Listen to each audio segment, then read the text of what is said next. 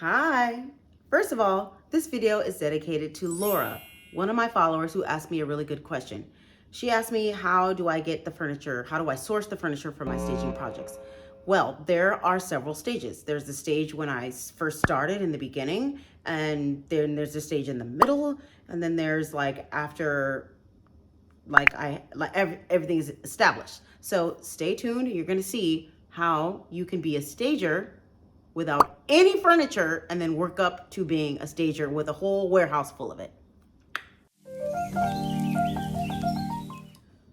So the first thing is, when you first start, you're going to have to rent furniture. You're going to have to figure out who in your neighborhood is a good furniture rental place that you can work with. Fortunately, a lot of furniture rental places work with stagers. They work with stagers and they work with realtors, because some realtors actually do staging themselves.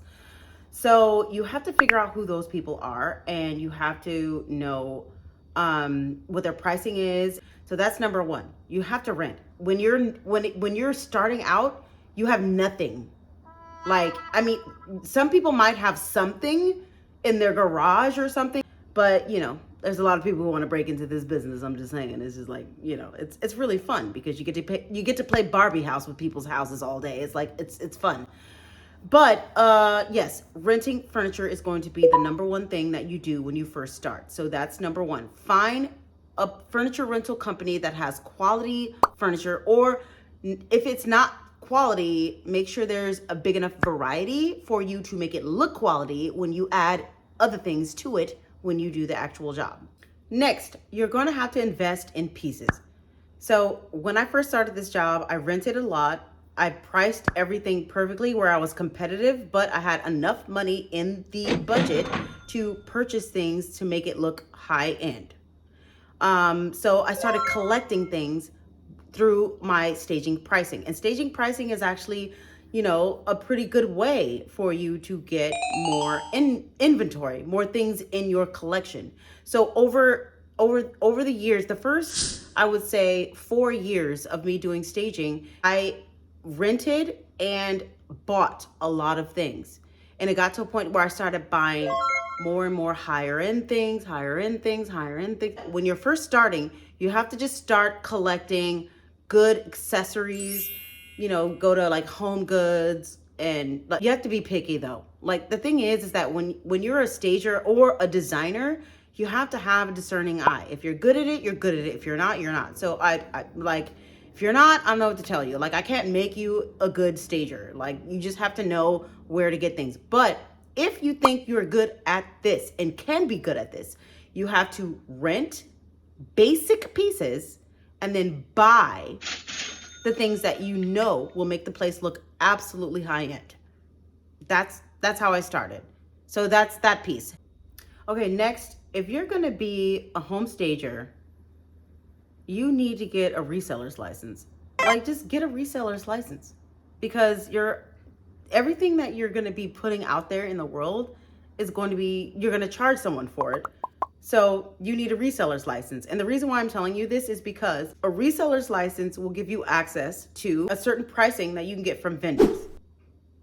And vendors give pricing to people who resell things that's lower than people who buy things on retail. Once you get wholesale pricing, you can buy things cheaper. So that means when you are planning a staging for a client, you can actually work in your idea of what the place is supposed to look like, and with what is available from your vendors, what's available in your inventory that you've collected over the years, and you can figure out how to make that look cohesive and right for the market. You should already have in your mind what vendors you want to buy from, how long it's going to take for the items to get to you, number two, and what your return on investment is going to be when you buy those things. You need to know these things. These are just basic stuff. So given the knowledge things I just told you, you have to be willing to sacrifice a little bit your return on investment. If you really want to build an inventory and not rent, remember we talked about renting in the beginning. If you start from zero, you have to rent.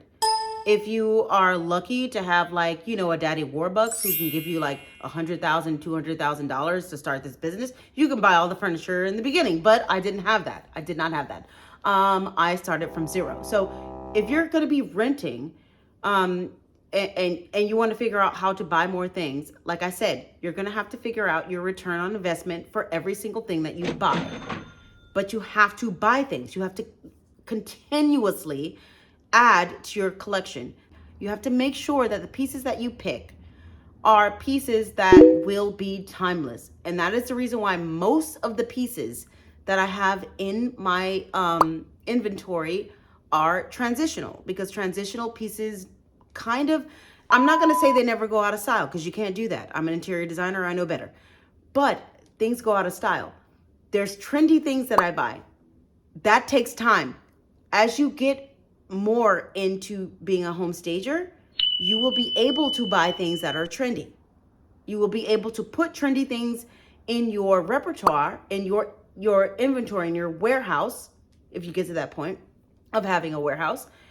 And then you'll be able to like easily transition them out for something else with the new trend, so that you can stay where you need to be to provide the quality of staging for the people who are looking for homes at the time they're looking for them when you're doing your staging. So, okay, the next thing. Now we transitioned in from you being a person who's renting, who's collecting, you know, accessories and small pieces of furniture, to a person who's collecting somehow big pieces of furniture now. Now you can actually do big things like go to trade events. You have to go to trade events. Trade events are essential to figuring out what new vendors are out there, who's there, what they're making, what the trends are. Trade events are actually very useful because trade events show you what people are actually going to buy before it actually is known in the market. So you have to go to trade events. There are a few trade events that I go to that I'm going to share with you. Number one, I go to Las Vegas Market. Las Vegas Market shows you furniture, home decor. If you're doing any kind of decoration, you're going to want to know these things. And then there's also High Point Market. High Point Market is huge because that one's in North Carolina. That's a really good one to go to. There's one in Georgia. There's a whole bunch of them. If you're a designer, if you are a designer or you do anything having to do with decorating a house, you need to go to these trade shows. I'm just saying, go to these trade shows, because if you want to stay on top of what people are doing, what you need to have in your inventory, this is where you need to be. Please like and subscribe. Please. Thank you. I'd appreciate that. You know, if you like this subject, why not?